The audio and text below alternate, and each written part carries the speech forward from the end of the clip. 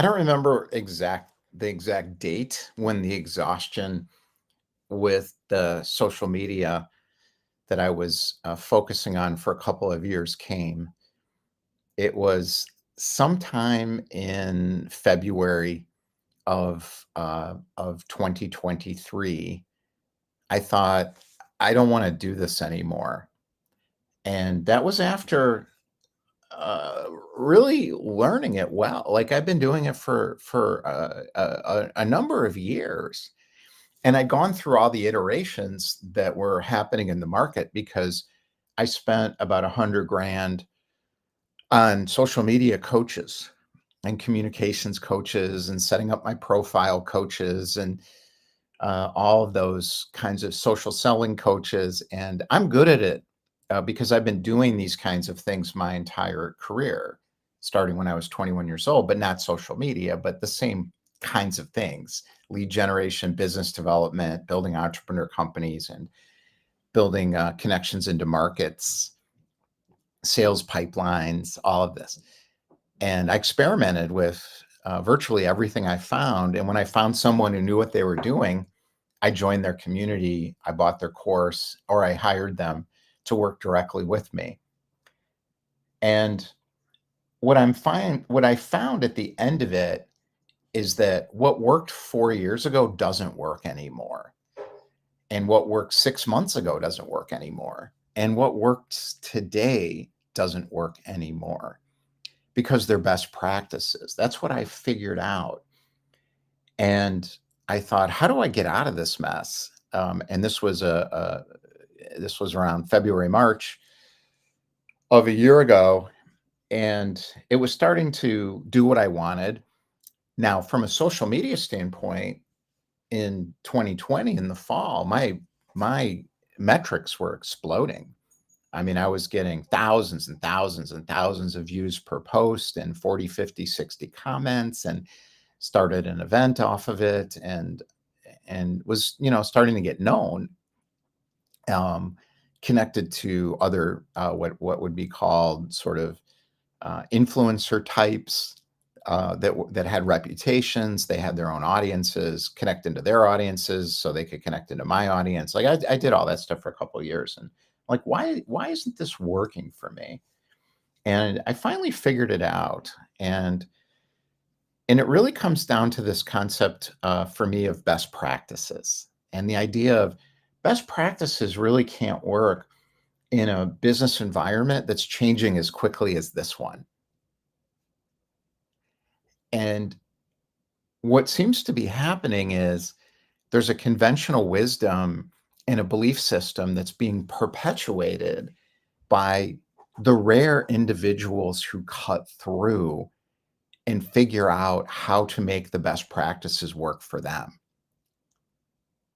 So I'm seeing it again where there's a new crop of people who succeeded on social media, meaning they have enough of an audience and enough of an authority where they can get money out of it. And they figured out how to do that consistently. Now, I think there's a problem with it that's coming for them, which I've seen consistently as well. But right now it doesn't appear to be that way because they're in the celebratory phase. And I've been in that celebratory phase a lot. And it used to last like 5 to 7 years when I got on the top of something in an industry and I'm like, I'm rolling now. This is easy. I'm 400 grand a year. I got stable business or whatever. So I'm seeing this happening with them again. But it's not going to last, I don't think. And that's why I don't bet on it anymore, because that best practices mastery comes from understanding at the deepest possible level how to get people to do what you want. And that's the fundamental principle of marketing and persuasion. They call it ethical persuasion now. And then integrating the trend. So right now the trend is purpose. The trend is meaning. The trend is live the life I want. The trend is freedom through money. only working when you want, only working on the things you love, working in your zone of genius. So all those trend lines are being incorporated and folded in to the storyline that is being used by someone who's very good at either copywriting or speaking in a way that persuades people. And they have a feeling of, if I could just figure out how to do what they did, my life will work. And the contents of what those people are saying who've succeeded doesn't matter, because the contents are designed to connect with where the market psychology is.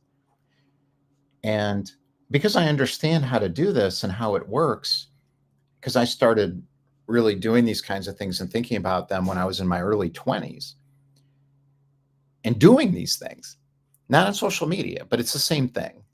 And then it evolved into social media, which started with content. I won't go through the whole story. I've written a lot about it, but the fundamental thing is, for me, was how do I get back into loving the connection that's possible on social media? And how do I get into what's next as social media is not under my control?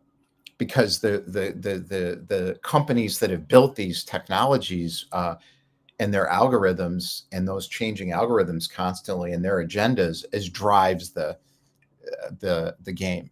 So they're writing the rules and I'm playing within their rules. And I'm like, well, I don't want to do that because that puts my business at risk. And I see this with a lot of the popular kids on social media and LinkedIn. They're like, how do I get off LinkedIn? And they're exhausted. One of them in particular, I was chatting with him a little bit and I'm watching him carefully what he's saying. And, people know this guy and they love him. He's very successful. People love him or hate him. He's one of those. And he's good. He knows what he's doing. He's good. But he's in trouble. And I know that because he's exhausted by it. So he figured out how to make it work. And he's like, I'm over this. And I get it, because he's playing the marketing game that has a end to it. So it's a false success because it's a success in what I call a bubble. And I've had this before. And it used to last 5, 6, 7 years, and then everything would change. And then you'd figure out the next thing, and that never ends. Now these things seem to be cycling every couple of months. And the reason is everyone can see what's going on. So your best idea, best practices now just gets copied immediately. And that doesn't work because of supply and demand laws. Those are the laws of economics. You can't change the laws of economics. If there's too much supply, there's not enough demand. And this is where we are right now. So I'm thinking, okay, here's the choices.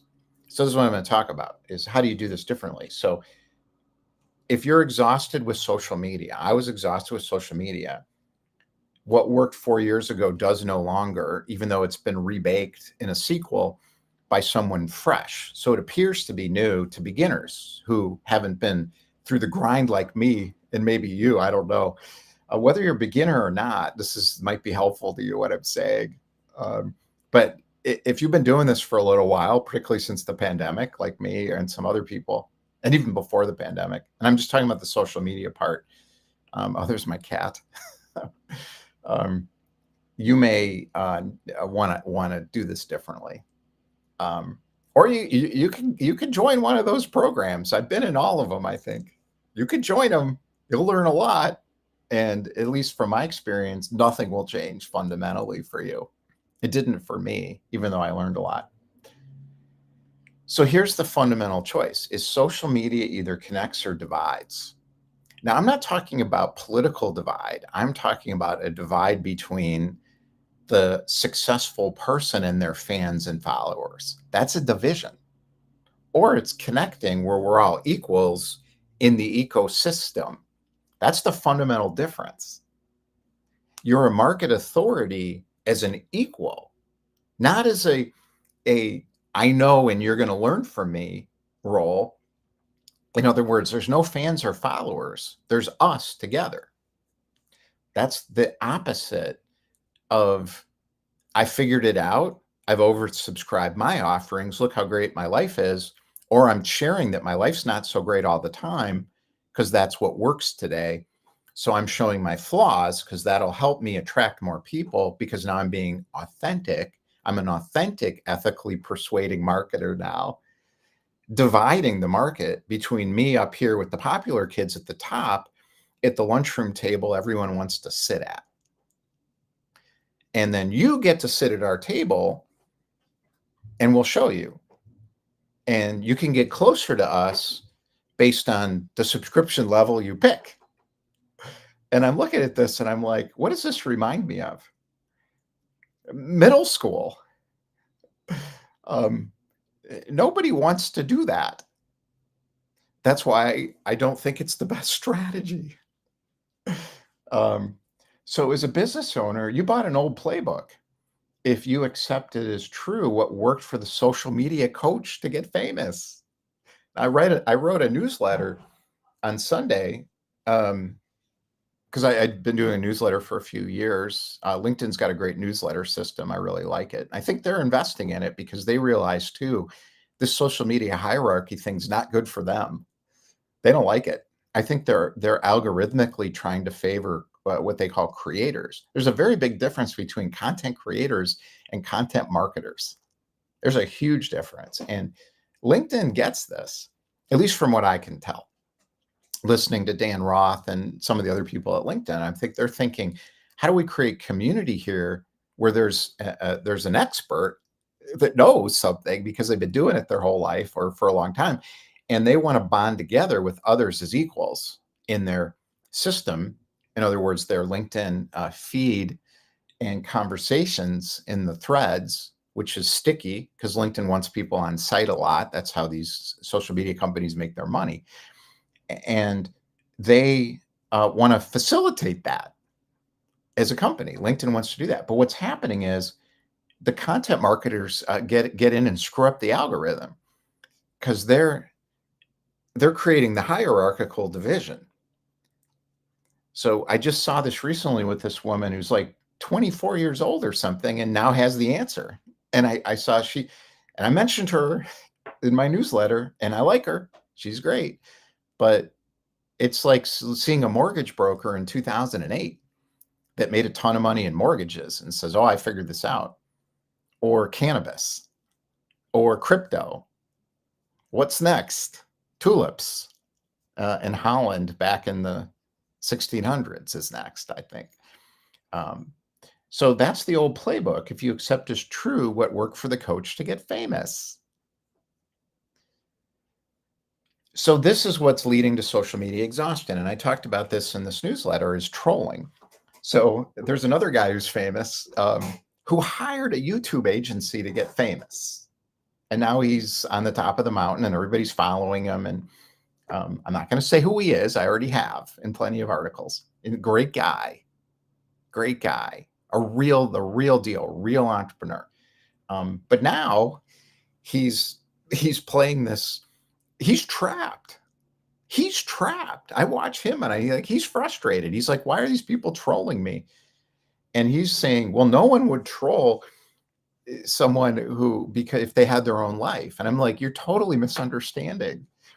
He doesn't understand how trolling works. It's projection. And people are trolling because they're triggered, because they're exhausted by what he's teaching, because it's not real. So it's here's my story. I did this, told well.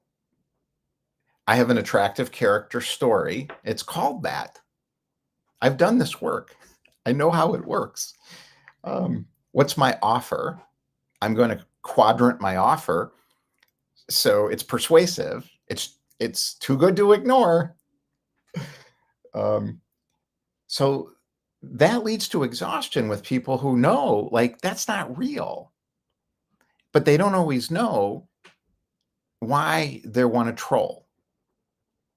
So when I wrote the newsletter, I looked at the level of trolling and I was like, there's certain people where their trolling is intense now. And I'm looking at the trolls and I'm like, it's right what they're saying, but they're reactive people because they're reactive. That has to do with consciousness. And they're being reactive, telling the truth and saying, this is bullshit. Don't buy this thing. It's not going to work, because it won't. So they're right. And then every once in a while, somebody thoughtful shows up and explains it. And I'm like, you're saying the same thing. And I write that in the article. And then there's the other section of the Love Festival. And this is LinkedIn, the Content Love Festival, which is like an echo chamber. So the social media popular crowd is bonding together in private groups, and they're helping each other out. And they say this. I've been in the courses and in the communities, and they explain how to do it. They're not pod. It's not a pod. It's, I'm helping my friends. I did this back in 2020 in the fall, and it works. The algorithm loves this thing, but LinkedIn, I don't think likes it, because they're like, stop gaming the damn algorithm. We're just trying to bring together people who want to learn something. The average person doesn't want to play this game at all. They don't want to comment on the popular creator feed because they want to be a popular creator. So they're climbing the hierarchy in an echo chamber, all talking about the same damn thing: how to be a popular creator. So it's kind of hilarious to watch. But it's exhausting if you're doing it.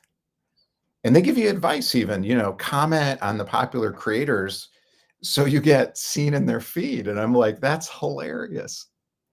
It doesn't make any sense at all.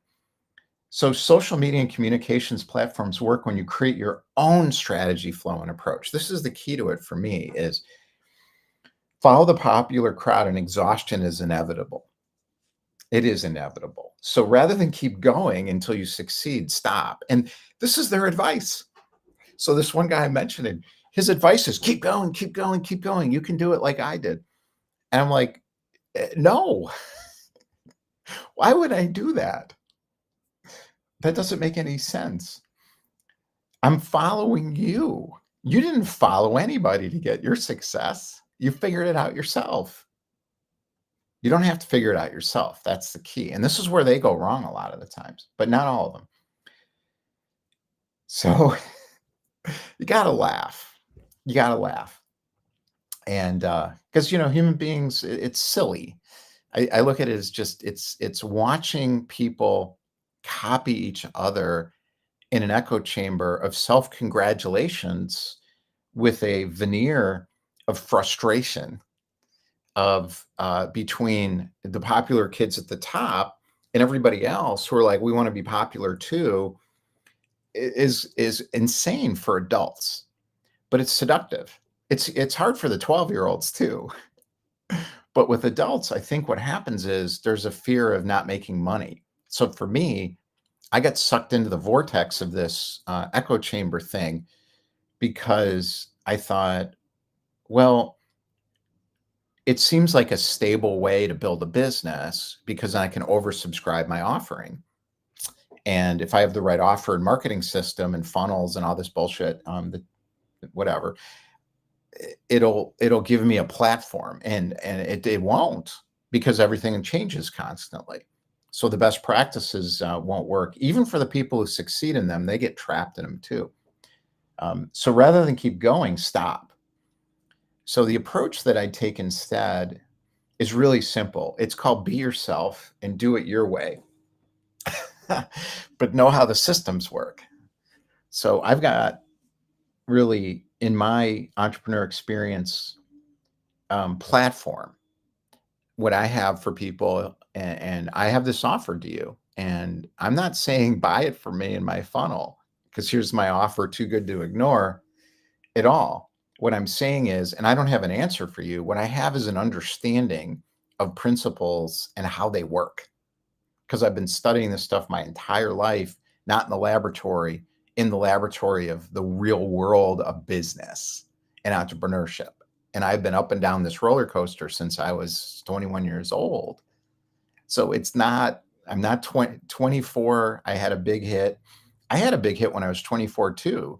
We became the top distribution company in the country in our industry. We were at the top of the mountain. The money was rolling in. Everyone wanted to be like us. I took a family business to that place.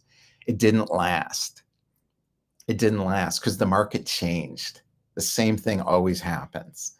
So it feels like permanent success. So how do you get out of it? So the process to get out is first decide not to do it anymore. But you can get back into it, but on your own terms. So I'm not saying don't use these systems. I'm saying use them on your own terms. Be in charge of it. Don't follow them up the mountain. They're at the top of the mountain. You may get there and they may let you in and sit with them at the popular kids lunch table. But do you really want that for your life? Is that your purpose in life? To be popular on LinkedIn or Facebook or any of these things, TikTok? It's so seductive though. It's hard. I say this and I'm like, people are like, what is he talking about? I'm like, it's so seductive because I know because I was in it for 2 years and I'm trying to do it. Believe me, 100 grand later. It was 150, but 50 was spent on other kinds of coaching stuff that also didn't work. um, so follow the popular crowd. Exhaustion is inevitable. Stop. Here's the approach. It's called be yourself. You got to figure out what yourself is and then do it your way. Meaning, I like what I'm doing. I'm having fun now. I'm not exhausted by the social media stuff. I'm having fun doing this, but know how the systems work. So you have to understand principles. It's always about principles. It's what always works. Now, what's working for the next 6 months. Okay. So I've written a lot about this. If you go on the content page and you see a recent article, it's on the Medium site. I wrote, I think, this yesterday, and let me see what it's called, but it explains this as good as I can based on my experience of it.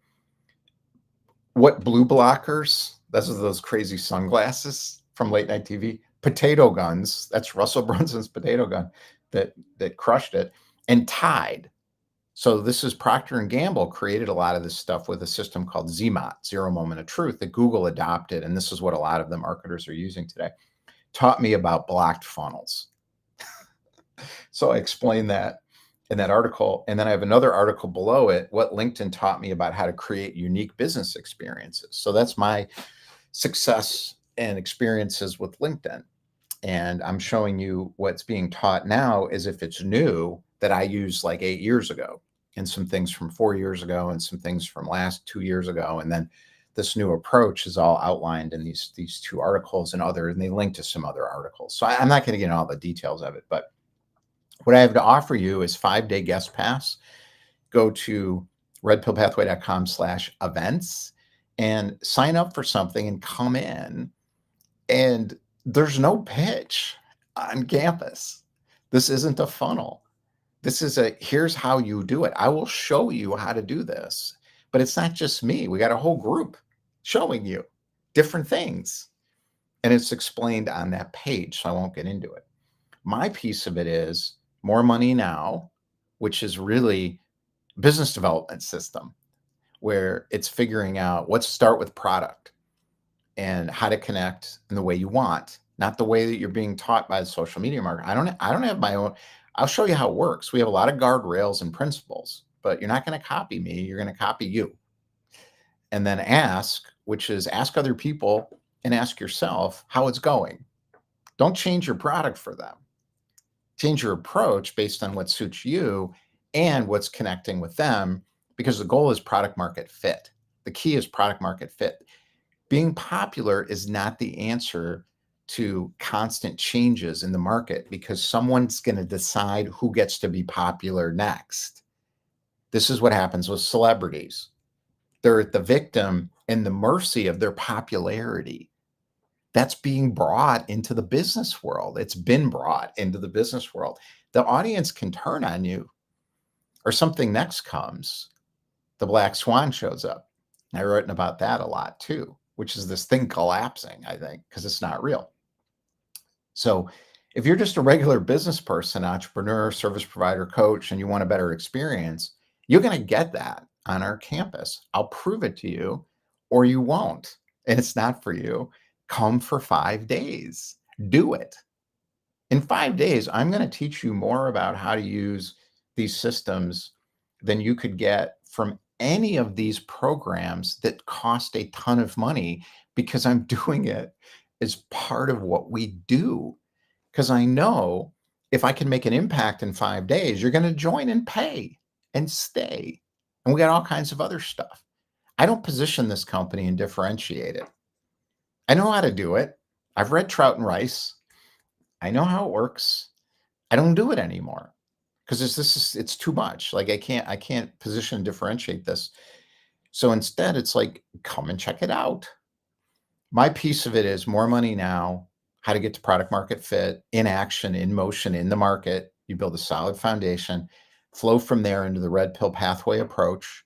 That's shifting your thought to what you really want and getting narrowed clarity around it, moving in the right direction with connected action into that vision that you're creating for what do you want to be? Not to climb the mountain and be popular. Who wants to be? That's middle school. And then impact. So what is the impact you want to make in the world, and how do you release yourself from what blocks you? The blocks are not in the market. The blocks are inside. How do you release those blocks? We have a lot of ways to do that. The third thing is called market authority planning, not marketing, market authority planning. How do you take what you now know as an expert and your experiences and your market with product market fit being established, as well as your interests and passions and the real stuff, not using it to market a purpose, or authenticity. You're not marketing authenticity and purpose with market authority planning. You're being that. You're being who you are. As Gandhi said, be the change you want to see in the world. Be the change. Don't market the change to get business out of the market. It's totally different. It's actually the opposite. And that's market authority planning. And then I've also got what I call the action library, vision accelerator. Those are things I do. And then change agent board. So I won't get into those details. We're putting more up about that, but we've been running that for over a year now. I've been working on it for a couple of years, so I know it's good and I know it works. You prove something in a year. So I have people I've been working with for a year, and their lives have changed as a result of being part of this with me. So I am not giving you in 3 months I made 20 grand. Who cares? I've made 20 grand in 3 months before, and then nothing for 6 months. I made $1 million in revenue, and I took 40% of that, in a year. And then the next year, I'm like, oh boy, there's a change. I got to figure out this change. But you're going to pick the data you want to talk about. I'll tell the whole story. That's part of experience sharing, is tell the whole story, not just the story slice that works best for your attractive character. That's the difference. If you're interested in what we're doing, we are ready for you. We're ready for you. And I will have more free courses up that work based on principles for all of this on our sites that are coming as we get them organized finally. I can get them organized because we have a weekly communications clarity session run by Lona Fink on our campus. We have a weekly brand strategy session that will be run by Maria Platusek. These are the best people in the world at what they do. And it's integrated into everything else we've got. This is different. And it's not just a networking community. It's not a networking community, but you're going to meet a lot of people if you come.